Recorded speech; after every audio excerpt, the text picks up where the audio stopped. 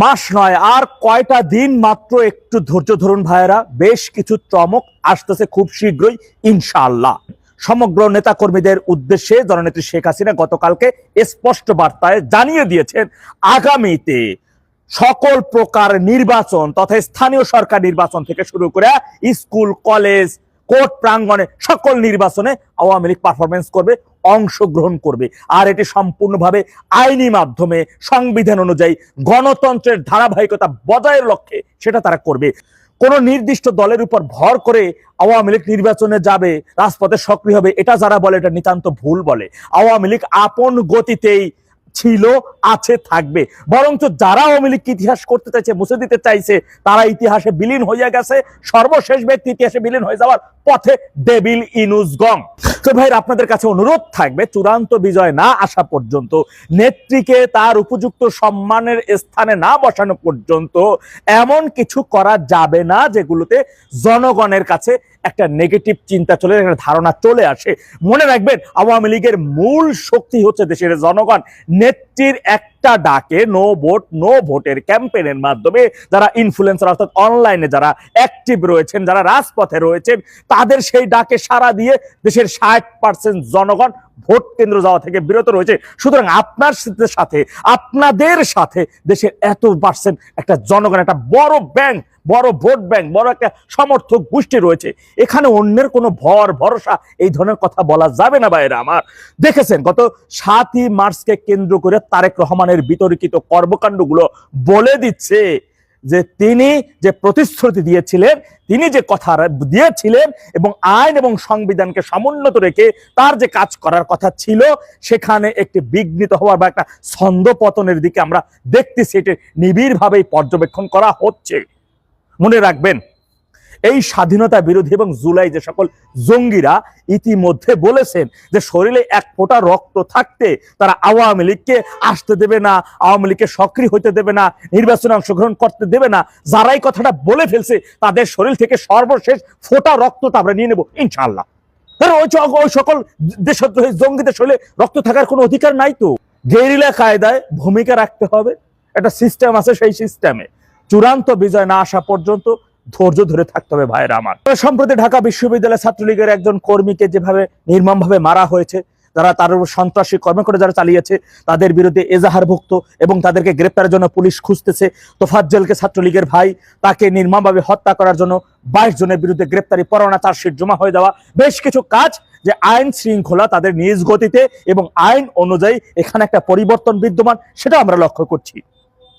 তবে দেশের বাইরে থাকা আওয়ামী লীগের যত নেতাকর্মীগণ রয়েছেন, তাদের উদ্দেশ্যে স্পষ্ট বার্তা ইতিমধ্যে নেত্রী পৌঁছে দিয়েছেন।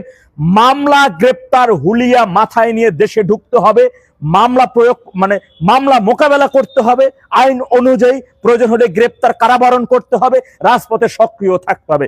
অর্থাৎ আওয়ামী লীগকে সুসংগঠিত করার লক্ষ্যে, শক্তিশালী করার লক্ষ্যে এবং গণতন্ত্র পুনরুদ্ধারের লক্ষ্যে, গণতন্ত্র ফিরিয়ে আনার লক্ষ্যে, স্বাধীনতা বিরোধী জুলাই জঙ্গিদের বিরুদ্ধে সোচ্চার হওয়ার লক্ষ্যে আরো কঠোর থেকে কঠোর হতে যাচ্ছেন জননেত্রী শেখ হাসিনা এবং সেই নির্দেশনা পর্যায়ক্রমে আপনাদের মাঝে এবং নির্দেশনা তিনি দিয়ে দিবেন। জননেত্রী শেখ হাসিনার স্পষ্ট নির্দেশনা থাকার পরেও কোন কোন নেতা সেই নির্দেশনা মেনে কাজ করছে কি করে নাই, সেটা আমরা খুব ভালো করে জানি, নোট করা আছে, লিস্ট করা রয়েছে।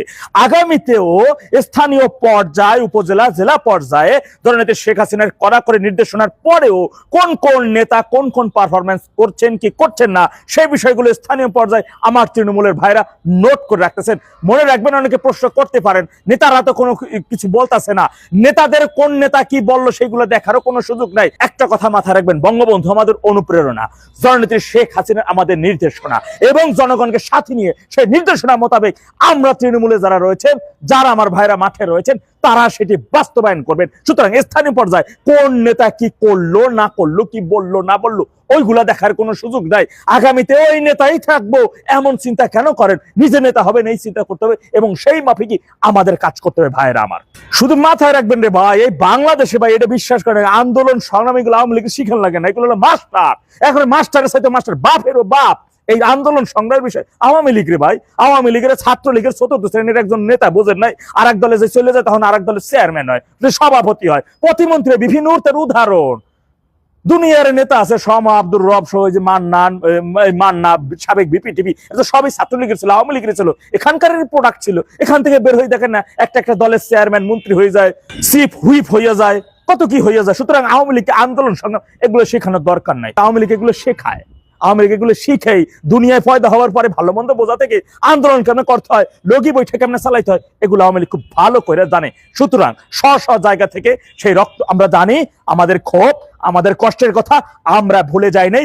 এই 18 মাসের ব্যবধানে আমাদের উপর কিভাবে নির্মম নির্যাতন নিপীড়ন করা হয়েছে, আমাদের মা বোনের সাথে কিভাবে বেজ্জতি করা হয়েছে তাদেরকে, সেই বিষয়গুলো আমাদের সবকিছু নোট করা রয়েছে।